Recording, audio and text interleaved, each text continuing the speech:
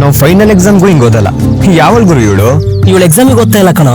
ಇಷ್ಟೊತ್ತಿಂದ ಇಷ್ಟೊತ್ತಿಗೆ ಈ ಸಬ್ಜೆಕ್ಟ್ ಅಂತ ಅವರಪ್ಪನ್ ಟೈಮ್ ಟೇಬಲ್. ಬೆಳಗ್ಗೆ 5 ರಿಂದ 6 ಮ್ಯಾಥ್ಸ್, 7 ರಿಂದ 7:45 ಏನೇನು ಓದಿದ್ಯೋ ಎಲ್ಲವನ್ನ ರೆಕಾರ್ಡ್ ಮಾಡು. ರೆಕಾರ್ಡ್ ಯಾಕೆ? ಸ್ಕೂಟರ್ ಬರ್ತಾ ಕೇಳಿಸ್ಕೊಂಡ್ ಬರಕ್ಕೆ. ಲಂಚ್ ಬ್ರೇಕ್ ಆದ್ರೂ ಇರುತ್ತಾ? ಹಾಳಾದ್ದು ಲಂಚ್ ಬ್ರೇಕ್ 1 ಗಂಟೆ ಯಾಕೆ ಕೊಡ್ಬೇಕಮ್ಮ? 15 ನಿಮಿಷ ಸಾಕು ಊಟ ಮಾಡೋದಕ್ಕೆ. ಮಿಕ್ಕಿದ ಸಮಯದಲ್ಲಿ ಕಾಮನ್ ಹೋಗ್ಬೋದಲ್ವಾ? ಓದೋದ್ ಬಿಟ್ಟು ಬೇರೆ ಆಕ್ಟಿವಿಟೀಸ್ ಏನಿಲ್ವಾ? ಯಾಕಿಲ್ಲ, ಸಂಜೆ 6:30ಯಿಂದ 7 ಗಂಟೆವರೆಗೆ ಟಿವಿ ಟೈಮ್.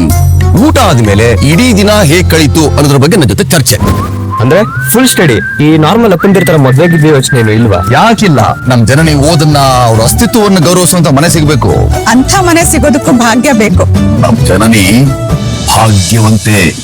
ಶುರುವಾಗ್ತಿದೆ ಹೊಸ ಕಥೆ ಭಾಗ್ಯವಂತರು. ಜುಲೈ 6ರಿಂದ ನಿಮ್ಮ ಸನ್ ಉದಯದಲ್ಲಿ.